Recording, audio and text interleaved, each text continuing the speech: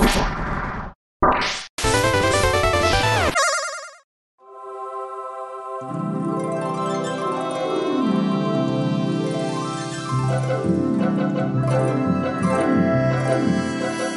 you know? The Simpsons Hit Run was originally conceived as a direct sequel to Simpsons Road Rage. Road Rage was an homage to Sega's arcade game Crazy Taxi. Sega thought the game was more than an homage, however, and filed a lawsuit against Fox Interactive, Electronic Arts, and Radical Entertainment. When the time came to make a sequel to Road Rage, developers looked for inspiration in another popular game of the era, Grand Theft Auto 3. Associate producer on Hit Run, Tim Ramage, told Did You Know Gaming, Grand Theft Auto 3 had just come out on console, and everyone was blown away by how deep and immersive that game was. The Simpsons universe was ripe for an expanded, explorative experience, driven by a deeper story and more character interaction. Since Radical had built the foundation of a decent driving game engine with Road Rage, GTA provided a blueprint for expanding the world and creating what would become Simpsons Hit and Run. One of the biggest similarities between GTA 3 and Simpsons Hit and Run was the amount of vehicles the players could commandeer. There are over 70 vehicles throughout the 7 levels of the game. Hidden deep within the files of the game itself, users and modders have found additional unused vehicles like an ice cream truck, a blank blue van, and unusually an Audi TT. During a brainstorming session early in the game's development, someone came up with the idea of making the game open world. Executive producer of Hit and Run and Road Rage, John Mellequire, explained, During the meeting, someone said, "Why can't we get out of the car and walk around Springfield?" Though I don't remember who said it, I do remember looking around the room and seeing everybody's face with the look of, "I wish I said that."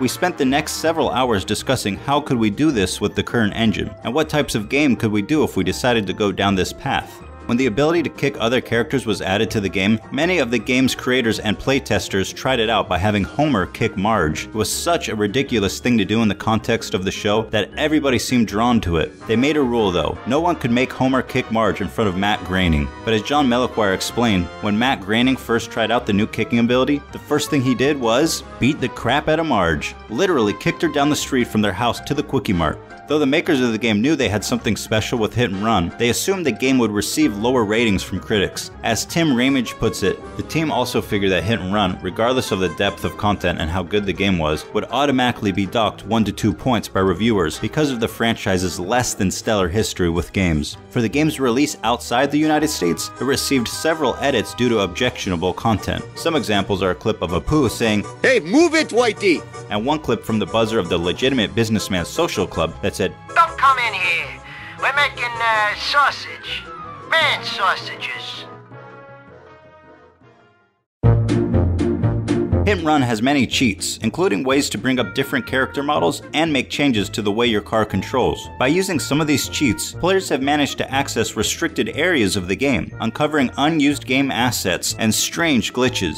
Players can find many misplaced objects by using an Unlock All Car cheat to get the RC car and a Honk to Jump cheat to get out of bounds. Levels 1, 4, and 7, you can see variations of the Simpsons house in the middle of nowhere. This is presumably where the house is naturally located, and the players would teleport to it. The house has parts missing because the fixed camera limits what the player can see, and the missing parts are unnecessary. Characters can also be seen walking around in the out-of-bounds area, such as Lisa and Apu. Level 1 has 2 paintings in the Simpsons style, based on the work American Gothic. One idea is that they were planned for inside the Stonecutter's tunnel. In the final game, Simpsons-styled paintings of Mozart and the Mona Lisa can be seen in the tunnel instead. Users poking around the game's files have found tracks that refer to a land of chalk. One of these tracks is in the mission There's Something About Monty.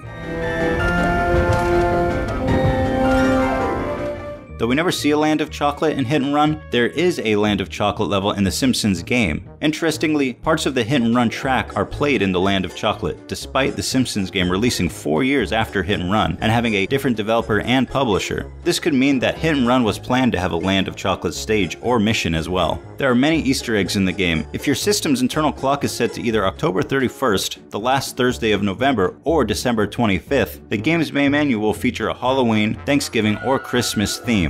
The characters in the game also frequently break the fourth wall, acknowledging that they're in a game. When Homer loses, he shouts, "Oh, this video game sucks!" This line was later referenced in Crash Tag Team Racing, also made by Radical Entertainment. The line can be heard from Pasadena Opossum after her cart gets destroyed. This game sucks! The Simpsons Hit Run was voiced by the original cast of the Simpsons TV show, and the writers were heavily involved in the game's story. The voice actors recorded almost an entire season's worth of voice work for the game. Each actor voiced over 700 lines, and the writers were on hand to go over every plot point the creators came up with. At times, the creators would even get rewrites from the show's writing staff. John Meliquire told us, "The Simpsons TV team is always involved. They are from the start. They have to be. They approved everything. So for us, it was about getting Gracie Films and Matt on board. We knew we had achieved what we set out to. Then, to hear Matt Groening play the game and laugh, we knew we did right by the show as well." There's a strong modding community for Hit and Run, with multiple mods being published in 2015. The biggest modding project is by Donut Team, which is a complete reworking of the game. It has new levels, new playable characters, and new missions. Don't forget to subscribe to Did You Know Gaming for more facts and trivia. If you like this video, give it a like. You can also click the annotation to see the unreleased South Park game that was inspired by Hit and Run. If you're interested in checking out the patchy, bearded, chubby man-child behind the voice, click our video here about gamer gear. It's a bit of a goof, a spoof, and I hope a laugh. Thank you so much.